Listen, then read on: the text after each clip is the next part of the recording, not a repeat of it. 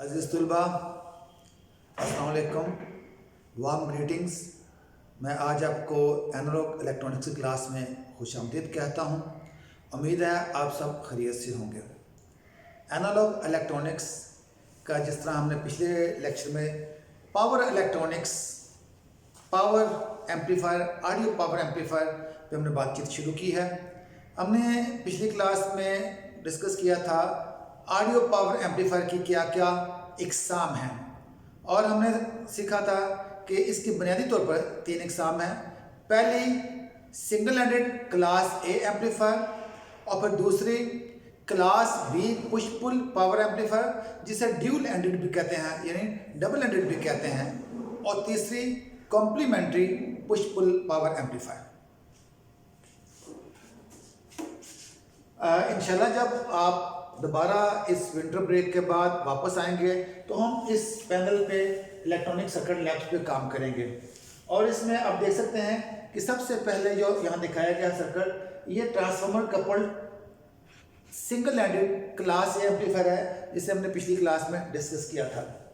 उसके बाद ये डबल या dual handed class B push pull power amplifier है, जिसमें 2 ट्रांसफार्मर इस्तेमाल किए जाते हैं सेंटर टेप, और 2 NPN ट्रांजिस्टर इस्तेमाल किए गए हैं।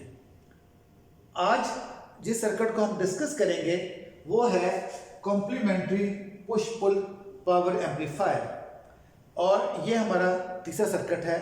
इसमें भी 2 ट्रांजिस्टर इस्तेमाल किए जाते हैं, मगर class B push pull power amplifier और complementary push pull power amplifier में बुनियादी फर्क ये है कि class B push pull amplifier में इस्तेमाल किए जाने वाले ट्रांजिस्टर दोनों ही एक जैसी खसूसियत के हामिल होंगे, यानी या तो वो दोनों NPN होंगे या दोनों PNPN होंगे, और उसके साथ 2 वहाँ पे हम ट्रांसफार्मर सेंटर टेप का इस्तेमाल करेंगे।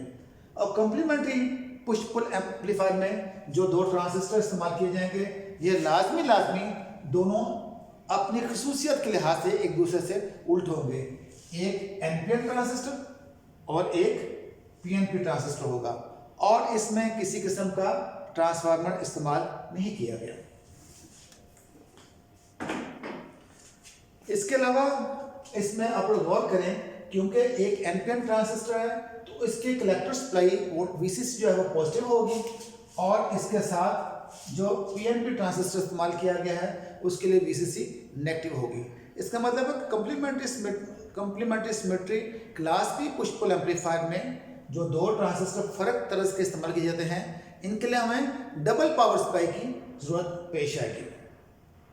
अब हम थोड़ा सा गौर करते हैं कि ये काम कैसे करता है। इसकी बनावट पर हमने पता चल गया कि 2 ट्रांजिस्टर फर्क खसूसियत के हामिल होंगे, एक NPN और एक PNP, और इसको double power supply, dual power supply इस्तेमाल की जाएगी। अच्छा, अब जब ये काम करेगा, इस पे हम तवज्जो करते हैं कि इसका काम करने का तरीक़ाकार क्या है।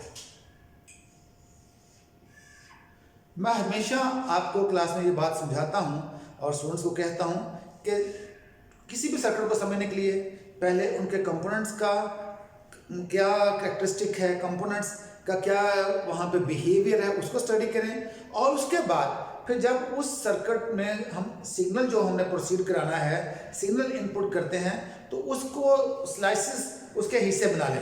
जैसे देखिए बेटा, यहाँ पे हमने इनपुट सिग्नल दिया, जब पॉजिटिव हाफ साइकिल आएगा तो उस वक्त सर्किट का क्या बिहेवियर होगा, कैसे रिस्पॉन्ड करेगा, और जब नेगेटिव हाफ साइकिल आएगा तो उस वक्त सर्किट का क्या रिस्पॉन्ड होगा, वो किस तरह से उसको सिग्नल को रिएक्ट करेगा। अच्छा, जब पॉजिटिव हाफ साइकिल आएगा तो हमारे ट्रांजिस्टर जो हैं, आपको पता है हमारे ट्रांजिस्टर एम्पलीफायर जो है या ट्रांजिस्टर जो है, इसके ऑपरेटिंग रीजन्स 3 हैं। 3 रीजन से मुराद, पहली बात cut off region, saturation region, और तीसरी एक्टिव रीजन। ट्रांजिस्टर जब बतौर एक स्विच इस्तेमाल होता है तो वो कट ऑफ और सैचुरेशन रीजन में काम करता है। जब ट्रांजिस्टर को हम एम्पलीफायर के तौर पर इस्तेमाल में लाते हैं तो वो एक्टिव रीजन में काम करता है, और एक्टिव रीजन में लाजमी जो आपका BJT transistor, bipolar junction transistor है, उसका बेस टू एमिटर जंक्शन हमेशा फॉरवर्ड बायस होगा, और बेस टू कलेक्टर जंक्शन हमेशा रिवर्स बायस होगा। अच्छा जी, अब जब पॉजिटिव हाफ साइकिल आएगा तो आपकी पॉइंट समझ लीजिए ए है, यहाँ पे पॉजिटिव साइकिल आया, इसकी बेस एनपीएन ट्रांजिस्टर की बेस पे पॉजिटिव वोल्टेज आ गए और पीएनपी ट्रांजिस्टर की बेस पर भी पॉजिटिव वोल्टेज आ गए। अब इनमें से जो फॉरवर्ड बायस हालत में जाएगा वो ट्रांजिस्टर आपका एनपीएन ट्रांजिस्टर होगा। इसको हम थोड़ा सा यहाँ से समझ लेते हैं, ज़्यादा बेहतर तरीके से हमें समझ लग जाएगी। एनपीएन ट्रांजिस्टर एमीटर, बेस और कलेक्टर, और हमने कहा है कि बेस टू एमीटर जंक्शन को एक्टिव रीजन में हमने फॉरवर्ड बायस में करना है, लिहाजा मीटर पे नेगेटिव वोल्टेज, बेस पे पॉजिटिव वोल्टेज होंगे तो ये फॉरवर्ड बायस होगा। और इसके साथ हम अगर पीएनपी ट्रांजिस्टर का जायजा लें तो उसमें भी एमीटर और बेस को हमने एक्टिव रीजन में रखने के लिए फॉरवर्ड बायस करना है, मीटर की तरफ पॉजिटिव और बेस की तरफ नेगेटिव होगी तो सप्लाई बायसिंग होगी तो फॉरवर्ड बायस होगा।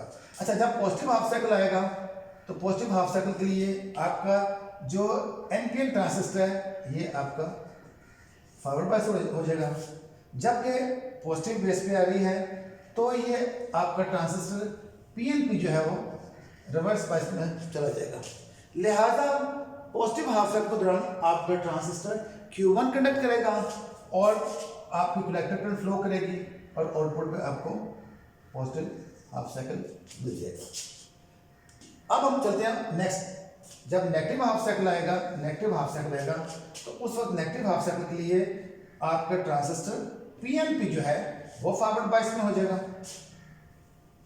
During negative half cycle transistor जो है, हम जब नेगेटिव हाफ साइकिल की बात कर रहे हैं तो ट्रांजिस्टर पीएनपी जो है ये फॉरवर्ड बायस में आ जाएगा, जबकि ट्रांजिस्टर एनपीएन रिवर्स बायस में चला जाएगा।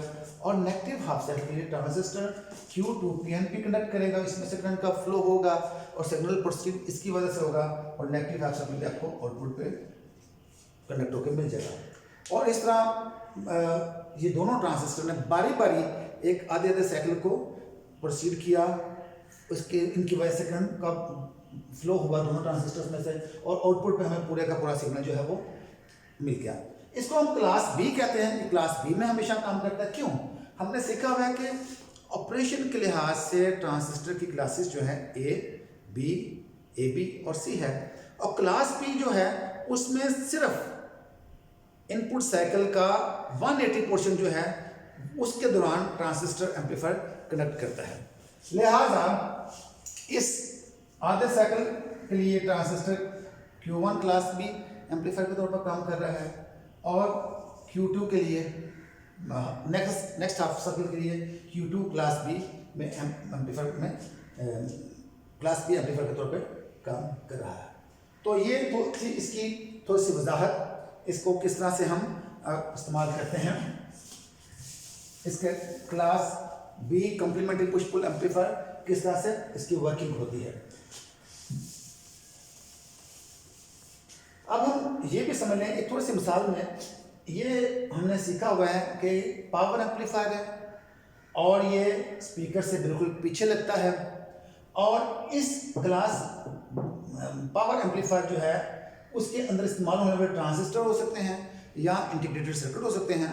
तो वो इस तरह की बनावट उनकी इस तरह से होगी कि उनकी करंट रेटिंग और पावर रेटिंग भी ज़्यादा होगी। लिहाजा क्यों पावर रेटिंग ज़्यादा होगी? क्योंकि इनमें से बहुत ज़्यादा करंट गुजरेगी, क्योंकि इसके आगे जो हमने लोड लगाया है स्पीकर वो लेट से 8 ओम, 4 ओम, 6 ओम या 16 ओम, बहुत ही कम इम्पीडेंस के हामिल होते हैं।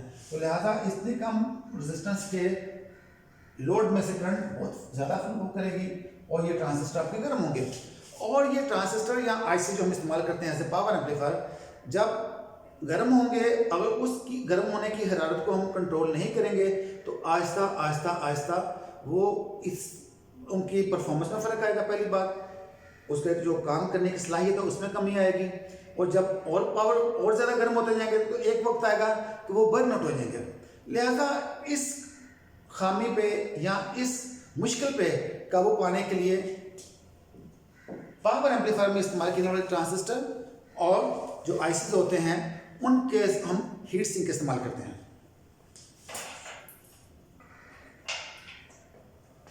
जैसे ये एक ट्रांजिस्टर मेरे पास 2N3055, ये high current rating, high power rating है। इसको हम पावर एम्पलीफायर के पावर एम्पलीफायर्स में इस्तेमाल करते हैं इस जगह पे, या अगर हम यहाँ पे ये आईसी भी इस्तेमाल कर सकते हैं।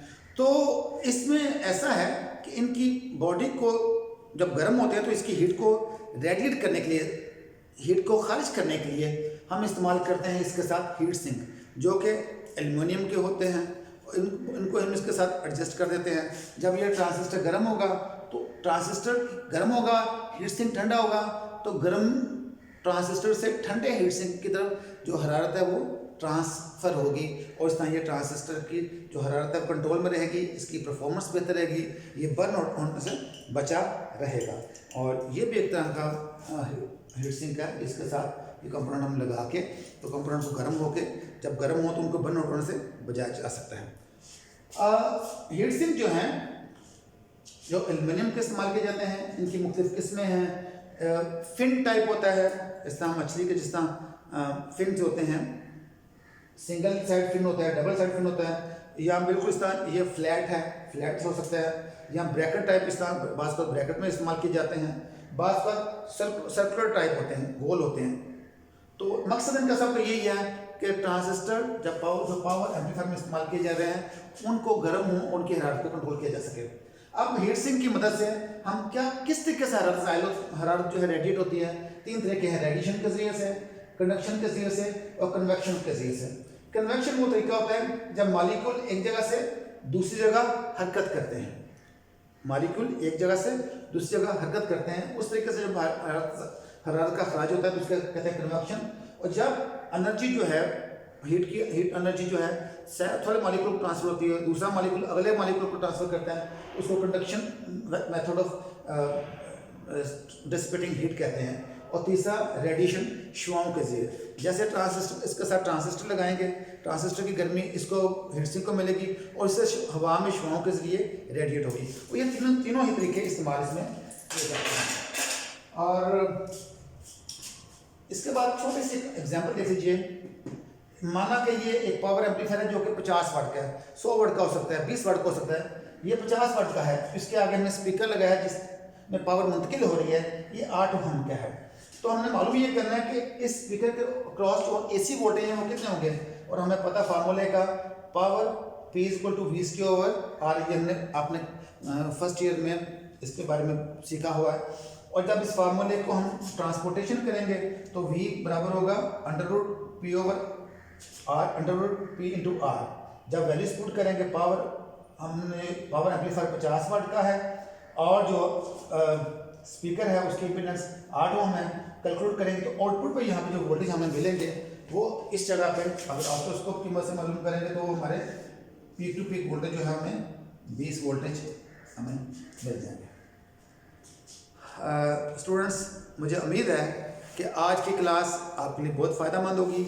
अगर नहीं समझ लगती इसको दोबारा दूसरी दफ़ा देखिए, और खुदा ने चाहा तो अगली क्लास में हम नेक्स्ट टॉपिक की तरफ चलेंगे।